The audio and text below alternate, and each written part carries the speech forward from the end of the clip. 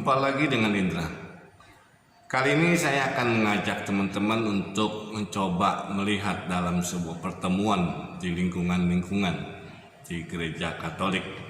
Ya. Pada saat pertemuan lingkungan, mana yang lebih membuat orang berminat atau ramai umat yang hadir? Pendalaman iman, kitab suci, atau doa rosario? Nah, hampir sepersis yang pernah saya katakan atau saya tanyakan kepada para ketua-ketua lingkungan di paroki saya, sebagian besar menjawab dengan pertemuan doa rosario. Karena umat Katolik emang suka berdoa rosario. Tapi mengapa ini bisa terjadi? Dan apa penyebabnya? Nah, bagi teman-teman yang tahu sebabnya, bisa komen nanti di bawah ya. Nah, berdasarkan yang pernah saya survei, ya kecil-kecilan untuk melihat atau mengetahui situasi dalam pertemuan, saya mensurvei beberapa ketua-ketua lingkungan dan ketua wilayah. Mengapa kalau PI itu sepi, sedangkan doa rosario ramai? Nah, berdasarkan jawaban mereka, saya mencoba mengumpulkan. Nah, dalam pertemuan pendalaman iman atau PI, itu rata-rata umat merasa takut kalau ditanya-tanya sama fasilitator soal kitab suci, atau juga disuruh sharing, atau disuruh doa spontan, lalu ada yang menjawab boring, menjemukan, lalu pertemuannya yang hadir hanya usia senior, dan banyak macam-macam. Sedangkan dalam doa rosario ternyata umat cukup antusias karena cepat selesai, lalu doanya itu sudah ada tahap-tahapnya. Jadi spontan. Jadi tinggal dibaca atau didoakan, selesai dengan 50 butir Salam Maria, pulang. Nah, itu yang salah satu penyebab yang membuat pertemuan doa rosario itu sangat digemari di lingkungan-lingkungan di paroki saya. Saya nggak tahu kalau di lingkungan paroki teman-teman, tapi saya percaya kurang lebih itu hampir semua menjawab seperti itu. Nah,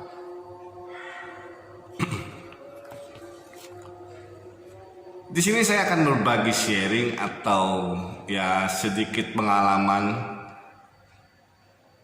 kenapa dalam pertemuan PI, kitab suci dan doa rosario itu terjadi selisih yang cukup jauh.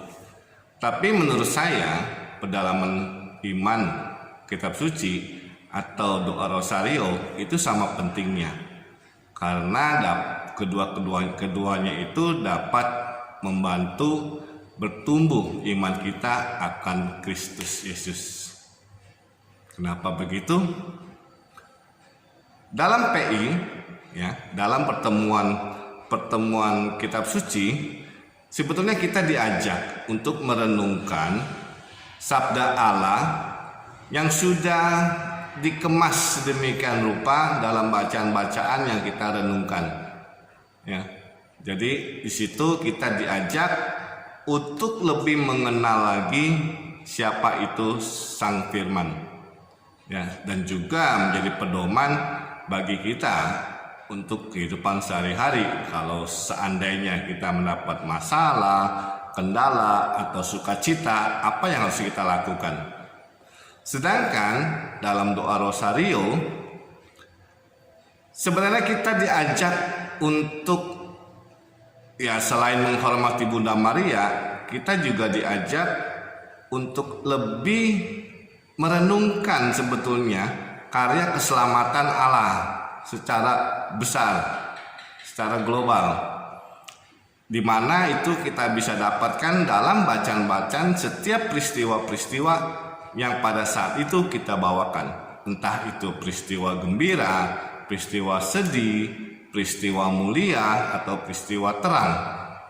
Karena di situ menggambarkan tentang kelahiran Yesus Kristus, lalu karya-karyanya dia semasa hidup, lalu dia mengalami sengsara, wafat dan bangkit dan akhirnya naik ke surga, dan turunnya Roh Kudus kepada para rasul. Itu sebetulnya mau menggambarkan bahwa kita ini bisa menghayati kalau benar-benar tidak hanya sekedar melafalkan butir-butir itu. Nah, renungan-renungan itu sebetulnya bisa membuat kita semakin kuat iman kita akan Kristus.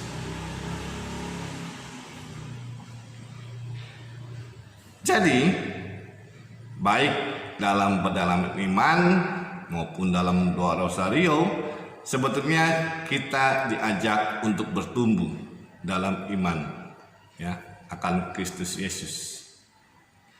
Nah, teman-teman yang terkasih, semoga ini bisa membantu teman-teman ketika ingin memulai dalam sebuah pertemuan, baik itu pedalaman iman maupun dalam doa rosario.